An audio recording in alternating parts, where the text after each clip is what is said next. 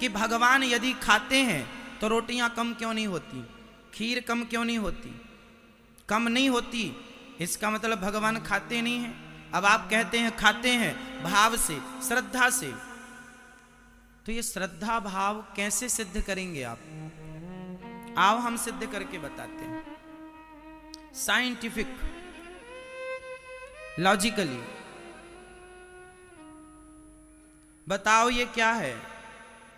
पूरा गुलाब नहीं है, गुलाब की क्या है ये? पूरा गुलाब नहीं है, ये गुलाब की क्या है? पंखुड़ियां है ना। एक गुलाब देखो,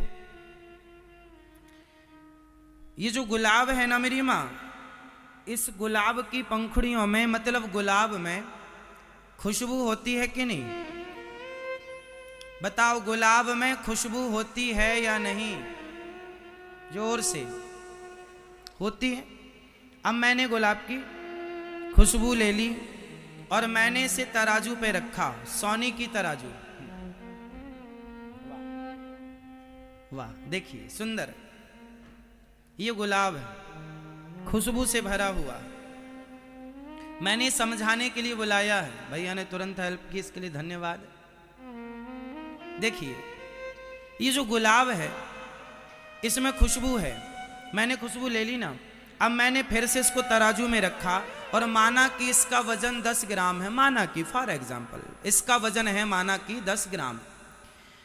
अब 10 ग्राम का गुलाब है, मैंने तौला 10 ग्राम, फिर मैंने खुशबू ली, फिर मैंने तराजू पे रखा, तो अब बताओ इसका वजन कम होगा कि नहीं? मैंने इसकी खुशबू ले ली, जितने से जितनी मेरे से लेते बनी, मैंने इसकी पूरी खुशबू ले ली जितनी मेरे में समाई। खुशबू लेने के बाद मैंने फिर से तराजू पे रखा, तौल कर देखा, तो इसका वजन कम होगा कि नहीं? जोर से। नहीं होगा। ठीक कह रहे हैं आप लोग। जैसे खुशबू लेने से गुलाब का वजन कम नहीं होता, उसी तरह आप जो भोजन भगवान को परोसते हैं, तो भोजन में दाल चावल सब्जी रोटी तो कम नहीं होती, पर भोजन खिलाने वाले भक्त के जो श्रद्धा और प्रेम की खुशबू थी, वह ठाकुर जी ने वैसे ही स्वीकार कर ली। जैसे हमने गुलाब की खुशबू तो ले ली, पर गुलाब का वजन कम, उसी तरह रोटियों का वजन कम नहीं हुआ, अर्थात रोटियां कम नहीं हुई। थाली का जितना वजन था जस का तस्य, और भगवान ने उसे ग्रहण भी कर लिया। अच्छा देखो, हम इंसान लोग दाल चावल सब्जी रोटी खाते हैं। शेर का खाना अलग है, मांस खाता है। बकरी का खाना अलग है, घास खाती है, पत्तियां खाती है ना। और जरा हमें बताओ कि भौरा भौरा भंवरे ने खिलाया फूल, फूल को ले गया, वो भौरा क्या खाता पीता है? भौरा क्या खाता है? वो पुष्पों का रस ग्रहण करता है। पुष्पों का रस भौरा ग्रहण करता है, मांस शेर खाता है, शाकाहार मनुष्य करता है, गाय चारा भूसा खाती है। उसी तरह भगवान क्या खाते हैं? सबका खाना अलग अलग है। राजस्थानी खाना अलग है, गुजराती अलग है ना, और बिहारी अलग है, और सब क्षेत्र का अलग है, अलग अलग राज्यों का, महाराष्ट्र का अलग है ना। यहाँ का खान पान अलग है, बिहार का खान पान अलग है। उसी तरह भगवान का खान पान अलग है। भगवान क्या खाते हैं? दाल चावल सब्जी रोटी नहीं खाते। भगवान भक्तों के प्रेम को, भाव को, उस श्रद्धा की भावना की जो आपके अंदर भगवान को पाने की चाहत है, उस चाहत रूपी खुशबू को भगवान ग्रहण कर लेते हैं। वस्तु जस की तस है, भोग लग गया। अब आप ले जाओ, वो प्रसाद बन गया, सबको खिलाओ। तो भगवान ऐसे खाते हैं। भगवान दुर्योधन का 56 भोग छोड़कर विदुरानी के छिलके खा रहे हैं। अंत में विदुर जी लेके आए बादाम, काजू, किशमिश, इमरती, मिठाई इत्यादि परोसा। भगवान से कहा कि आप ग्रहण कीजिए। भगवान ने खाते हुए बादाम काजू कहा कि विदुर जी, जो स्वाद मुझे इन छिलकों में आया है वो आपके 56 भोग में नहीं है, क्यों नहीं है? क्योंकि भाव का भूखा हूं मैं, भाव ही एक सार है। भाव से भज ले मुझे तो भव से बेड़ा पार है। मैं भाव का भूखा हूं, मैं वस्तु का भूखा नहीं हूं। आप में से बहुत लोग यहां बैठे होंगे, बैठे हैं। आप लोग जब किसी की शादी में, किसी की पार्टी में, किसी के घर जाते हैं तो सामने वाले से क्या चाहते हैं? केवल प्रेम चाहते हैं। आप सामने वाले से क्या चाहते हैं? प्रेम। आप किसी के घर जाते हैं तो कोई धन की चाहत से थोड़ी जाते हैं कि वो हमें पैसा देगा ना। आप प्रेम से जाते हैं, प्रेम को प्राप्त करने जाते हैं, प्रेम के कारण जाते हैं, है ना मेरी माँ? आप अपने पति से क्या चाहती हो? पैसा की प्यार, प्रेम? प्रेम चाहती हो? बोलो हाँ। आप अपने बेटे से क्या चाहती हो? प्रेम। हर व्यक्ति प्रेम चाहता है। आप लोग, सारी स्त्रियां अपने पति से प्रेम चाहती हैं, हर पति अपनी पत्नी से प्रेम चाहता है। जब आप सब लोग प्रेम के भूखे हैं तो भगवान क्या सोना चांदी के भूखे हैं? अरे वो भी तो प्रेम के भूखे हैं। प्रेम से जो दो, छिलके खवाओ तो छिलके खाएंगे, जूठे बेर खवाओ बेर खाएंगे, सूखे चावल खवाओ सूखे चावल खाएंगे। किससे? प्रेम से। भगवान सोना चांदी नहीं चाहते, भगवान हीरा मोती की चाहत नहीं रखते। भगवान को सोना चांदी हीरा मोती से कोई मतलब नहीं है। सोना चांदी संसार के लोगों को चाहिए, भगवान को नहीं। भगवान को केवल प्रेम चाहिए। इसलिए कभी भगवान को देना तो क्या देना? प्रेम। पत्रम पुष्पम फलम तोयम यो में भक्त्या प्रयच्छति। भगवान को 4 चीजें बहुत प्रिय लगती हैं। वो 4 चीजें कौन कौन सी हैं? सुनिएगा। पत्रम, बताओ भगवान को कौन सा पत्ता पसंद है? जोर से। तुलसी। तुलसी। तो तुलसी पत्ता चढ़ाने से भगवान मिल जाएंगे? तो 1 कुंटल चढ़ा दो, 2 कुंटल चढ़ा दो। पत्रम। पुष्पम, पुष्प चढ़ाने से भगवान मिल जाएंगे। भगवान को क्या पसंद है? पुष्प। कौन सा? आपने कभी ये समझने की कोशिश नहीं की कि तुलसी का पत्ता, पत्ता मीन्स क्या? पत्रम, पुष्पम, फलम, तोयम। 4 चीजें भगवान गीता में, ये गीता का मंत्र है। पत्रम पुष्पम फलम तोयम यो में भक्त्या प्रयच्छति। ये भगवान गीता में कह रहे हैं मुझे 4 चीजें पसंद हैं। लेकिन बहुत कम लोग हैं जो ये जानते हैं कि वो 4 चीजें हैं क्या। अब मैं आपको समझाऊं, आप समझें और आगे भी समझाएं। पत्रम, पत्रम मीन्स पत्ता। कौन सा?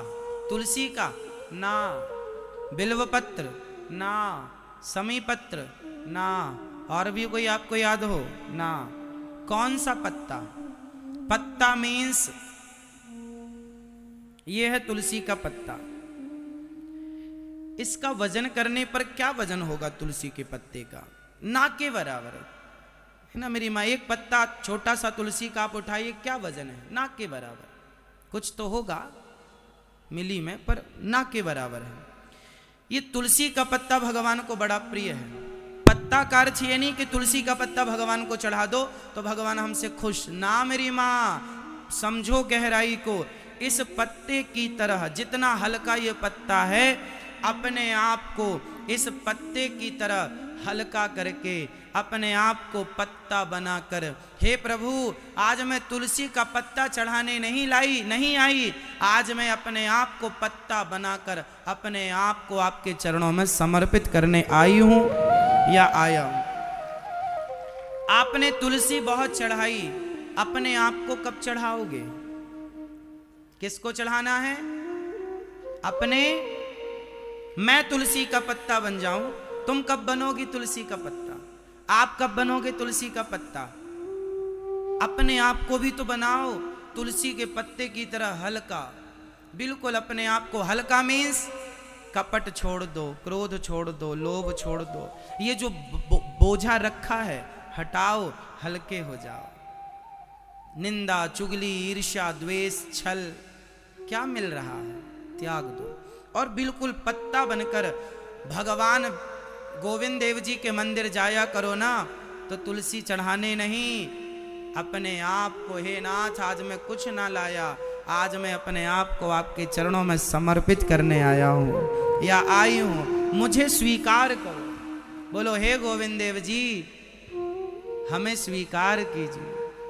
हे श्रीमन नारायण, हमारे पास कुछ नहीं है आपको देने के लिए, क्योंकि हमारे पास जो है वो आपका ही दिया हुआ है, आपकी ही चीज आपको देना शोभनीय है। आपका हैप्पी बर्थडे टू यू आया, आपका जन्मदिन आया और मैं आपके घर गया और आपके घर की बड़ी टीवी निकाली और मैंने टीवी निकाल के आपको गिफ्ट कर दी। साहब आपको गिफ्ट, आप कहेंगे वाह मेरी टीवी मुझे, आप हंसेंगे ना, कहेंगे इसका दिमाग खराब है। अच्छा ये बताओ आपके पास वो कौन सी चीज है जो आपकी है? सवाल आपसे, आपके पास वो कौन सी वस्तु है, वो कौन सी चीज है जो आपकी है? मैया यहां वहां ध्यान ना दो मेरी माँ, सुन रही हो ना मेरी माँ? हाँ सुन रही हो ना माँ?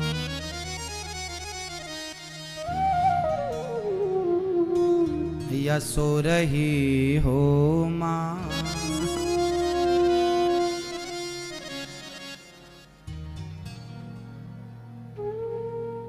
ध्यान से मेरी माँ। चलो आते हैं बात पर। बताइए हमारे पास ऐसी कौन सी चीज है जो हमारी है? बताओ आपके पास क्या है जो आपका है? अरे जो भी आपके पास है वो सब गोविंद देव जी का दिया हुआ है तो है, भगवान का दिया हुआ ना है। आपके पास जितना कुछ है जो है, बोलो हाँ या ना, मैं सही कह रहा हूं या गलत? आपके पास बेटा है, तुम्हारे घर में बेटे बनाने की फैक्ट्री है क्या? फिर किसने दिया? जोर से। भगवान ने दिया। बेटी किसने दी? पत्नी किसने दी? पति किसने दिया? माँ किसने दी? पिता किसने दिया? धन किसने दिया? जो है यहाँ तक कि ये शरीर आपका किसका दिया है? आपके पास जो है ऑलरेडी भगवान का है। अब भगवान को आप देंगे क्या? इसलिए कभी भगवान को देना है तो धन दौलत नहीं, हे प्रभु मैं आपको क्या दूं? आपका दिया ये सुंदर सा तन है, अपने आप को आपके श्री चरणों में मैं समर्पित कर रहा हूं। मैं अपनी बुद्धि के साथ, अपने विचारों के साथ आपकी शरणागति, हे श्रीमन नारायण, मैं आपको कभी भूलूं नहीं। तो आज से कौन सा पत्ता चढ़ाएंगे आप लोग? कौन सा? अपने आप का, अपने आप का पत्ता, अपने आप को पत्ता के भाव से, हे प्रभु मुझे स्वीकार कीजिए। रोज जाया करो गोविंद देव जी के चरणों में, हे गोविंद देव जी हमें स्वीकार कीजिए। रोज ना जा सको तो घर में रहकर ही पुकार लिया करो गोविंद देव जी की तरफ मुंह करके, हे गोविंद देव जी हमें स्वीकार करो। हम यहाँ से ही आपके चरणों में अपने आप को समर्पित करते हैं, स्वीकार कीजिए। पत्रम, अब दूसरे पे चलें, समझ में आ गई बात? पत्रम पुष्पम। बताओ भगवान को कौन सा पुष्प चढ़ाना चाहिए? गुलाब का, कमल का, मोगरा का, चंपा का, चमेली का इत्यादि। बताओ कौन सा पुष्प चढ़ाएं भगवान जी को? फटाफट बताओ मेरी माँ, कौन सा? आप क्या कह रहे हैं? कौन सा? मैं ये बताओ मेरी माँ, कौन सा पुष्प चढ़ाएं भगवान जी को? पुष्प का एक नाम। आज तक बहुत लोग आप में से ये नहीं जानते कि पुष्प को कहते क्या है, पुष्प की सही व्याख्या क्या है। हम लोगों को लगता फूल चढ़ा दो। अच्छा, भगवान को फूल चढ़ाने से भगवान खुश हो जाएंगे? ये फूल तुम्हारे घर में थोड़ी बनता, ये तो ऑलरेडी भगवान का है। आपके घर में बनता है? ये भगवान का ऑलरेडी है। इसलिए पुष्प ये वाला नहीं, इस फूल का नहीं कहा जाता। फूल मीन्स इसका एक नाम है सुमन। बोलिए सुमन। इसका एक पर्यायवाची क्या नाम है? हाँ या ना? सुमन। सुमन का अर्थ है सु मतलब सुंदर, मन मतलब मन। अपने मन को सुंदर करके भगवान के चरणों में अपने मन को चढ़ा दो, यही है पुष्प का चढ़ाना। ये पुष्प तो शाम तक मुरझा जाएगा, कुम्हला जाएगा, पर मन का पुष्प सदा खिला रहेगा। इसलिए क्या चढ़ाएंगे? इसलिए भगवान रामचरितमानस में कहते भी हैं कि निर्मल मन जन सो मोहि पावा, मोहि कपट छल छिद्र न भावा। हमें क्या चाहिए? भगवान को क्या पसंद है? निर्मल। निर्मल, जोर से, निर्मल मन। निर्मल मन ठाकुर जी को समर्पित कर दीजिए। तो भगवान को ये पुष्प नहीं, मन का, अपना मन भगवान के चिंतन में लगा दो। हे प्रभु, मैं आपको कभी भूलूं नहीं। ये है सुमन। पत्रम पुष्पम फलम। बताओ कौन सा फल भगवान को चढ़ाना चाहिए? जोर से, कौन सा फल? नारियल, पपीता, केला, चीकू, क्या? मैया बताएंगी क्या? बैठे बैठे। सीताफल। कर्मों का फल। कौन सा फल? आप अच्छे अच्छे कर्म करो, और जो भी पुण्य करो, जो भी अच्छे कर्म करो, हे भगवान, हे गोविंद देव जी, जो भी मैंने अच्छे कर्म किए हैं वो अच्छे कर्म मैं आपके श्री चरणों में समर्पित करने जा रहा हूं। हे प्रभु, मेरे अच्छे कर्मों का फल आपके चरणों में है, मैं अपने पुण्यों को आपके चरणों में समर्पित कर रहा हूं। अच्छे कर्मों का फल किसे चढ़ाओ? भगवान को। तो अच्छे कर्मों का फल चढ़ाना है ना? पत्रम पुष्पम फलम तोयम। अब आखिरी चीज है, तोयम कहते हैं जल को। तोयम मीन्स जल। बताइए भगवान को कौन सा जल चढ़ाना चाहिए?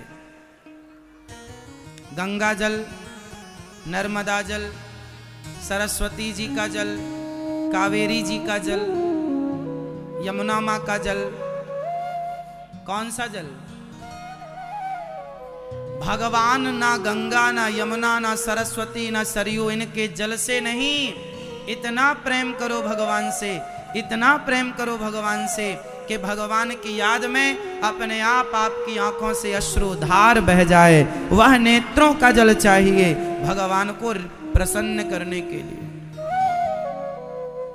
हाँ, कन्हैया को एक रोज रो कर पुकारा, कृपा पात्र किस दिन बनूंगा तुम्हारा। कन्हैया को एक रोज रो कर पुकारा, कृपा पात्र किस दिन बनूंगा तुम्हारा। भगवान से इतना प्रेम कीजिए, इतना प्रेम कीजिए कि आपकी आंखों में आंसू आ जाएं। मीराबाई रात रात रोया करती थी, तकिया बिस्तर गीला हो जाता था। और मीराबाई जब रोए तो रुमीरा कहती, दर्द की मारी बन बन डोलूं, वैद्य मिले नहीं कोई। बड़ा दर्द है। क्या दर्द है मीरा, क्या बताऊं? मेरे अंग अंग में, रोम रोम में दर्द है। कैसे ठीक होगा?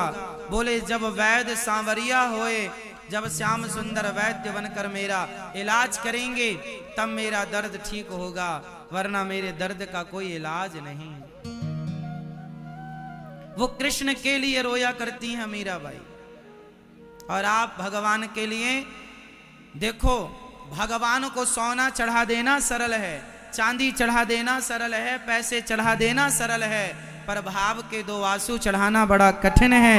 आप आंसू ना चढ़ाकर बाकी सब चढ़ा रहे हैं, इसलिए भगवान का मिलना कठिन होता चला जा रहा है। क्योंकि भगवान आंसू बहाने से, जरा समझो, जब हम और आप बचपन में छोटे से थे ना, छोटा सा बच्चा जब माँ से खिलौना मांगता है और माँ जब नहीं देती तो बच्चा क्या करता है? जोर से खिलौने के लिए क्या करता है? बच्चा रोता है। और जब रोता है तो फिर माँ और पिता क्या करते हैं? सोचो कि बिना रोए जब बच्चे को 100 रुपए 50 रुपए का खिलौना नहीं मिलता, तो बिना रोए आपको और हमें भगवान कैसे मिल जाएंगे? भगवान के लिए रोना तो पड़ेगा, इसलिए भगवान के लिए थोड़ा रोया करो। पर क्या बताएं, लोग रोते हैं, ऐसा नहीं आप लोग रोते नहीं है। कल एक मैया बाहर खड़ी रो रही थी, हमने पूछ लिया माँ क्यों रो रही हो? हमें लगा शायद कथा में भगवान के लिए रो रही हो कि भगवान से मिलना है, भगवान की चाहत में रो रही हैं। हमें अच्छा लगा कि चलो कोई तो है जो भगवान के लिए रो रहा है। पूछ लिया मैया क्या हुआ, कन्हैया की ज्यादा याद आ रही है? ना महाराज, हमारी चप्पल कोई ले गया। ये दुनिया के लोग ऐसा नहीं है कि रोना जानते नहीं, रोते हैं, पर चप्पल के लिए, जूते के लिए, संसार की वस्तुओं के लिए 100 रुपए गिर जाए तो आदमी रोने लग जाता है, 1000 रुपए गिर जाएं लोग रोने लग जाते हैं। क्या बताएं, 1000 रुपए गिर जाएंगे तो वापस आ जाएंगे, 1,00,000 रुपए का नुकसान हो जाएगा तो शायद भरपाई हो जाए, पर ये जो सांसें गिर रही हैं, अनमोल सांसें जा रही हैं, इनकी भरपाई कौन करेगा? भगवान के लिए नहीं रोया और भगवान को नहीं पाया तो मानव तन पाकर तुमने पाया ही क्या? बताओ आप लोगों ने क्या पाया मानव के तन को पाकर? जब भगवान आपसे सवाल करेंगे कि बताओ गीता बाई आपने क्या पाया, बताओ। भगवान सवाल करेंगे, बताओ आपने क्या पाया? हमने भेजा था संसार में 25 साल 50 साल 100 साल की आयु देकर, क्या लेकर आए हैं संसार से? तो आप क्या कहेंगे? महाराज भगवान, हे भगवान, हमने 4 बच्चे पैदा किए। तो 4 बच्चे केवल आप ही नहीं साहब, 4 बच्चे क्या, तुमसे ज्यादा बच्चे तो सुअर भी पैदा कर लेते हैं। हम खाए हैं मन चाहा 56 भोग, खाना पीना तो कुत्ता बिल्ली भी जानते हैं। हम सोए हैं तो सोना चिड़िया भी जानती है। खाना, सोना, बच्चे पैदा करना, 3 काम सब करते, कॉमन है, सब करते। चिड़िया, हाथी, कुत्ता, बिल्ली, मनुष्य, सब। आप जो मनुष्य बने हैं ना, वह विशेष काम के लिए बने हैं, वह करने के लिए बने हैं जो कोई नहीं कर सकता। इसलिए मेरी माँ, अपना समय व्यर्थ ना गवाया करो। आप ये जो मानव का तन लेके बैठी हो ना मैया, अब मुझे बताओ कि आपको फिर ये मानव का चोला कब मिलेगा? अब गया तो कब मिलेगा? बिगड़ी जन्म अनेक की, सुधरे अब ही आज, हाँ ही राम को नाम जप, तुलसी तज को समाज। मैं सबसे सवाल कर रहा हूं, बताइए कि ये मानव का तन यदि आपके हाथ से चला गया, अब कब मिलेगा? अगले जन्म में कहां जाओगे, क्या बनोगे, कौन जानता है? फिरत सदा माया कर प्रेरा। कई जन्मों से हम भटक रहे हैं संसार के चक्कर में। कबीरदास जी रो रहे हैं। कबीरदास जी ने कहा, चलती चक्की देख कर दिया कबीरा रोए, 2 पाटन के बीच में साबुत बचा न कोई। ये चलती चक्की देख कर दिया कबीरा रोए, क्या मतलब है इसका? ये चक्की कौन सी है? चलती चक्की देख कर, चक्की में 2 पहिया होते हैं, ये चक्की चल रही है जन्म और मृत्यु की चक्की। चलती चक्की देख कर दिया कबीरा रोए, दो पाटन के दोनों पहियों के बीच में साबुत बचाना। सब पिस रहे हैं, तुम भी पिस, तुम्हारे बाप दादे सब पिस गए। जन्म और मृत्यु का पहिया चल रहा, जन्म मृत्यु जन्म मृत्यु जन्म, जन्म लिया फिर मर गए, जन्म लिया। कब से चल रहा? आप जितने लोग यहाँ बैठे हैं, आप सबने करोड़ों करोड़ों बार आप ऑलरेडी जन्म ले चुके हैं और करोड़ों बार आप मर चुके हैं, और फिर आप मौत के मुख में प्रवेश करने जा रहे हैं। कभी सोचा है आपने कि ये मानव का तन मिला है, किस लिए मिला है?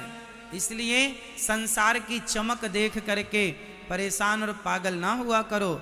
यहाँ हम संसार को पाने नहीं, भगवान को पाने आए। मीराबाई बड़ी समझदार थी, सोना चांदी से मन को हटाकर भगवान में मन लगा लिया। देखो ना, युग बीत, सदियां बीत गई, मीरा को गए, लेकिन आज तक याद किया जा रहा है। आपकी पड़ोसन मर गई, कौन याद करता है उसे? कौन जानता है उसे? और मीरा चली गई, फिर भी लोग जानते हैं। संसार के लिए जो मरेगा कोई ना जानेगा, भगवान की याद में जो मरेगा जगत जान जाएगा। इसलिए भगवान को पाने वाला यहाँ भी सुखी वहाँ भी सुखी। इसलिए जगत के लिए ना रोइए, जगन्नाथ के लिए कुछ आंसू बहाना सीखिए।